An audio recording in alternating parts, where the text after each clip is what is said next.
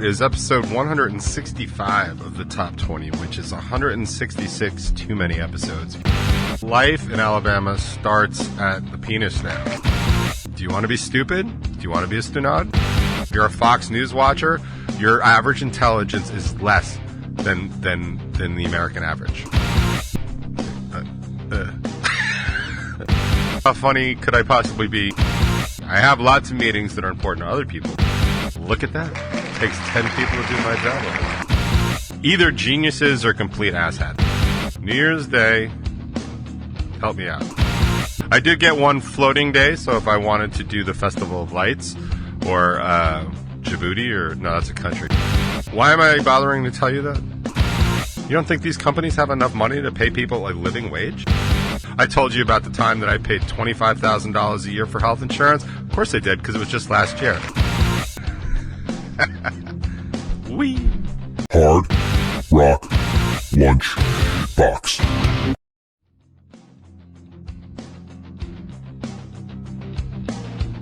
Greetings and salutations, everybody. Welcome to another edition of the Hard Rock Lunchbox, and of course the top 20. It is not quite the Ides of March, but it's the 7th of March, 2024. Yeah, that wasn't very creative. Definitely slipping in my older age, my advanced age, as I like to point out. I'm curious what Alabama did now, unless this is still the same. I'm just looking in the chat here, which you can join if you want, or you should, 99WNRR.com. Apparently Alabama can eat a bag of dicks. I don't know that they can, because I believe life in Alabama starts at the penis now. So that might actually be a crime in Alabama, unless, of course, you're banging your sister, which, of course, is still allowed. Thank you very much, Alabama. How is everybody doing? I feel like it's been a very long time since I did a show, but it's been the exact same amount of time as always, but I feel like they've just had a lot of stuff. Whoa, hey. Wee. You're gonna have to watch the top 20 next week if you want to see what I was laughing at. See, I gotta start doing more stuff like that. Like, just, I'll start doing stuff like, how do I do it?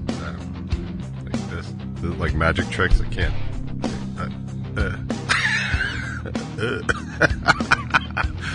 I'll do video illusions and magic tricks to make people watch the top 20. Actually, you can watch the top 20 if you want. You should watch the top 20. It's funnier. I think it's funnier than listening to it, but I guess if you already listened to it, how funny could I possibly be? You could ask yourself, how funny could I possibly be anyway? So I don't necessarily know that 2 times the charm, but that's me. There's so much going on in the world here. I don't even really know where to start, but I guess I do know where to start. We'll start with a little light housekeeping. So there, and I haven't even had a chance to even look or breathe, basically.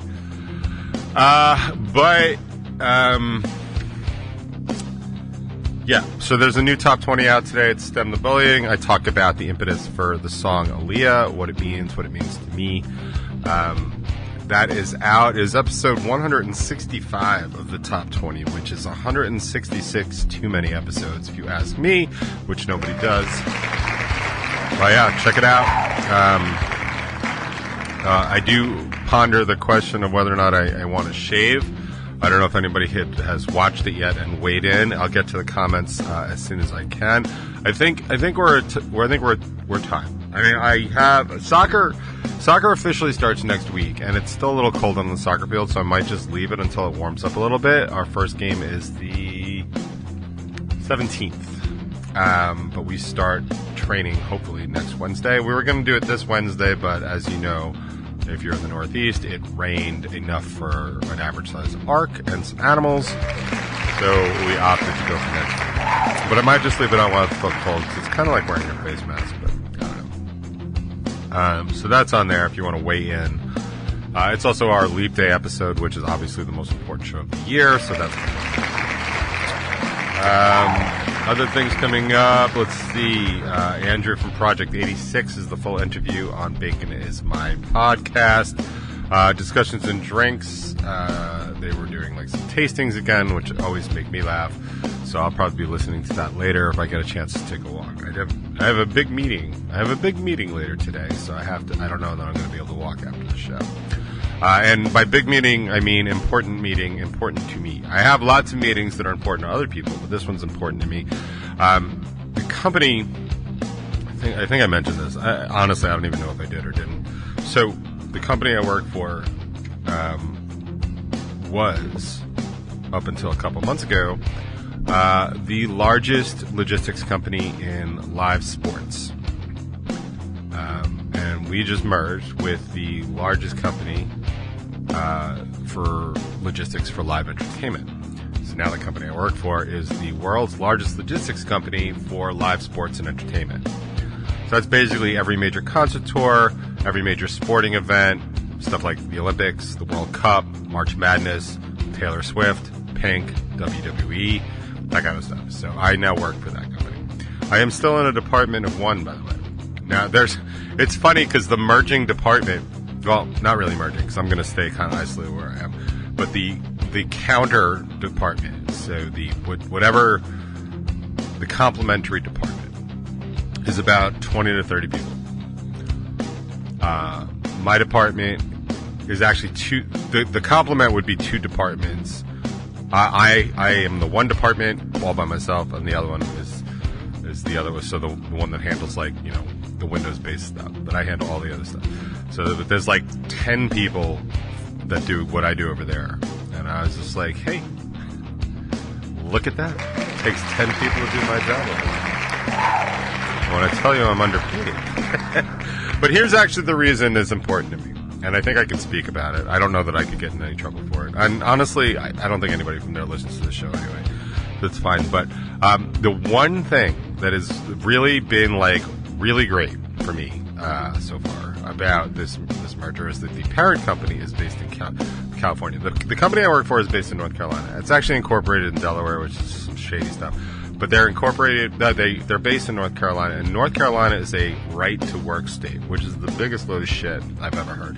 And honestly, anyone that's in favor of right-to-work is somebody that is so shady. You need to just be careful of absolutely anything that person says. So, in true politics, and this is not a Republican thing. All politicians will name Bill's stupid stuff. I will tell you, I don't care how good a politician is. Whoever names these things, either geniuses or complete asshats, or both, or whatever. Because the right to work thing, it sounds good, right? Like everyone should have a right to work. But what it is, it's in a right to work state. It's you have the right to work without the fear of being unionized. I've said for years, right? One of my biggest problems politically is that I have some very important issues. My top issues, in no particular order, are, women's rights and certainly reproductive freedom, LGBTQ rights. I am not so super supportive of we need to throw money at everything. I don't think, but having equal rights is a big deal to me, right? That's a big thing. And one of the other things is labor unions. I am super pro-labor. I am super pro-labor for a lot of reasons that should be obvious to everyone, but I seem to escape people that are just not as smart as they ought to be. And maybe if they were a union, they would be. There is never a downside to the employee in a union. And I can prove it by how hard management works to avoid having their employees unionized. Honestly, that's all the proof anybody with an average intelligence or more should know.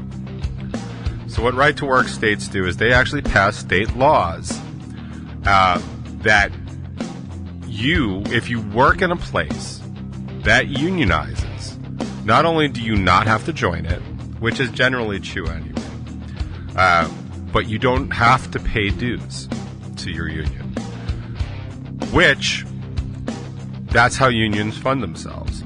Unions are basically super PACs. They advocate for their members, as they should. You all know what lobbyists are, right? Lobbyists are paid millions of dollars by corporations to lobby Congress so that they get favorable outcomes in legislation. Unions do the same thing. Labor unions do the same thing. Labor unions go and they negotiate on behalf of their members to get a favorable outcome for their members. They pay people to do that. They pay lobbyists to make sure that we get real, good representation in Congress, because that's important. And the rule of thumb on it is that for every 7 cents in union dues that you spend, you make $1 more, because your salaries are negotiated. Also, your job's protected. Your benefits are better. All that stuff is better. So anyone that's anti-union is either just not understanding what it's about or is in management. Because managers don't want unions. Do you want to know why managers don't want unions? Because for every 7 cents that they pay in union dues, they make an extra $1. Who do you think pays that dollar? Management, right? So in a right to work state, you can work for a company, and even if they unionize, they cannot require you to pay union dues.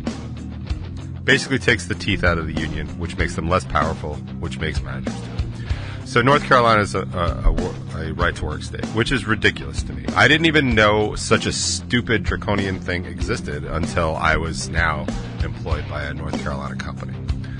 New York is not a right to work state. New York is actually the exact opposite of it. And there's a lot of pluses to being in New York. For all the negatives that I could easily just list out, and run out of breath doing, there's a lot of positives to being in the labor force in New York. A lot of protections. Too many, honestly, to be perfectly honest. But so the main advantage here for me is that the company, even though we merged, there's a company that sits atop. If you any fans of John Wick out there, this would be like the 12 kind of thing. The company that sits atop is based in California. California is very labor friendly. They are very green friendly. They are very mental health friendly. They are very friendly to a lot of worker things, because California is the 6th largest economy in the world. Not the country, the world.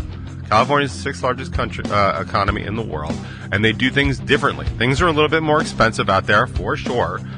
Taxes are more expensive, gas is more expensive, food is more expensive, but the gas is environmentally friendly. The food tends to be non-GMO, and there is tons of support for labor unions and labor in general. So most people that work in California actually live a better quality of life than they do other places. That mass exodus you heard about, people leaving California because of taxes and stuff like that, a lot of those are rich people or MAGA people or just dumb people that just don't understand how things work.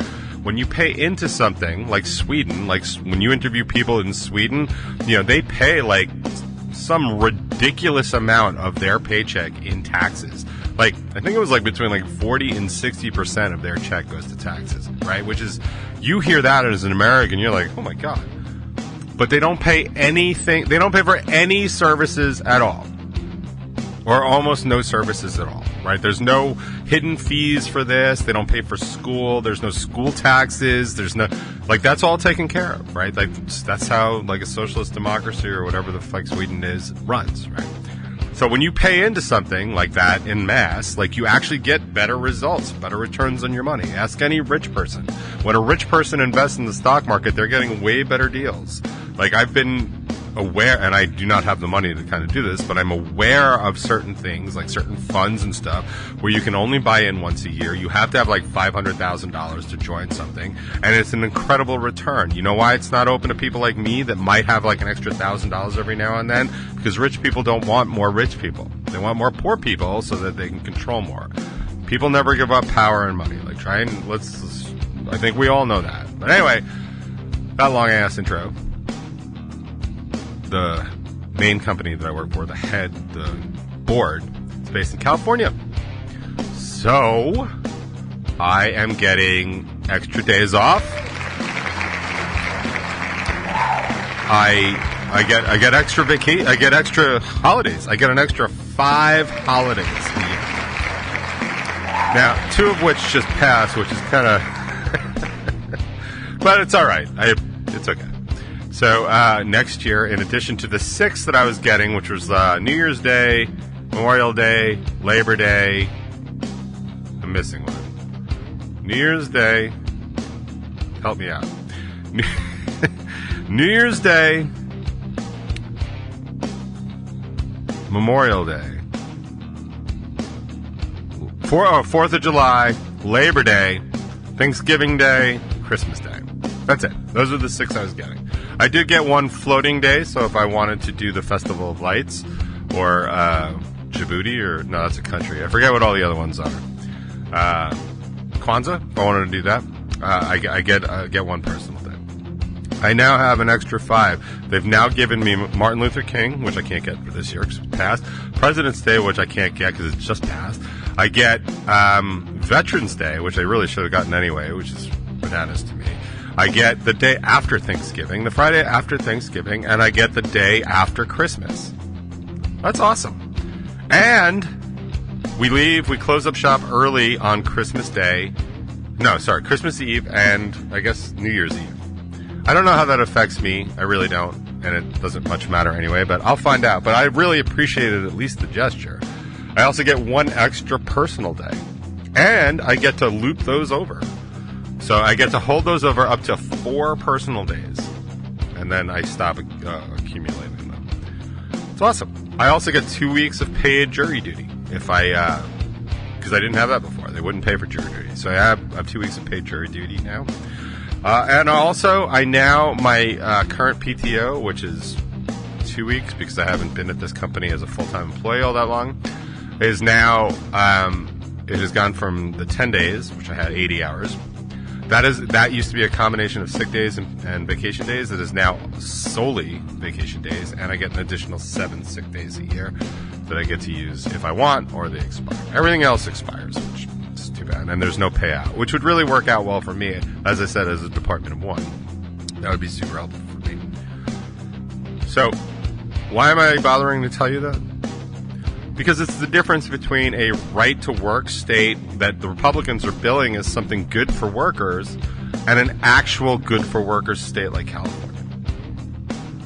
Super simple, super real-world example, and it's really just a function of, do you value your workers?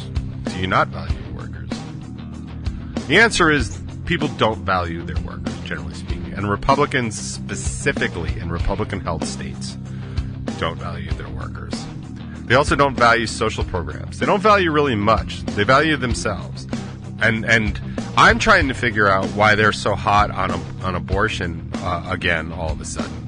I know, like, for a fact that, a lot of Republican legislators do not care. Abortion's not a real issue to them. Most of them are men.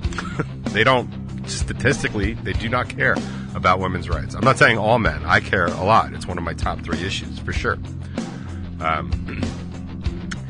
But these are things that are important that need to be explained, and very rarely are. So I'm taking the time right now to explain this very real-world example, because tonight is the State of the Union. People seem to think that Biden is doing a really bad job with the economy. I think the only thing that's still a problem, really, with the economy is inflation. Everything else is better. Unemployment is down, jobs are up, average pay is up, but it's not keeping up with inflation. And then you have to go and ask yourself, like, what is the cause of this remaining inflation? It's greed. It's corporate greed. It's always corporate greed. People are trying to blame it on labor, and yep, there's something to that. Labor costs have definitely gone up in states like New York. We're now at like $16.75 an hour for minimum wage. That drives up costs because instead of like something like Trader Joe's just paying their workers more money and pulling that out of corporate profits can't go down because it's a publicly traded company. Or even if it's not a publicly traded company, like the CEOs still want to make their money. Why should they have to give up some money? And so while they're making $500 million a year or whatever, they're worried about the other people making $16.75, so they jack up prices. That's where your inflation is coming from. It's not labor. Even when it is labor, it's still not labor. It's corporate greed. You don't think these companies have enough money to pay people a living wage? $16 an hour sounds like an awful lot until you realize the average apartment around here is $2,000 a month. Like, dude.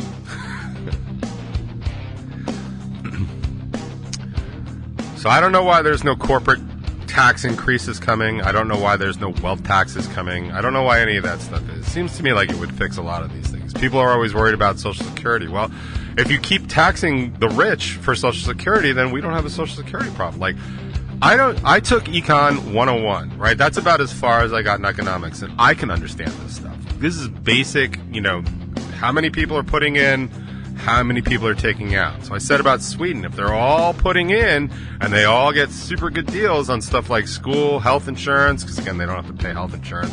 I told you about the time that I paid $25,000 a year for health insurance. Of course I did, because it was just last year.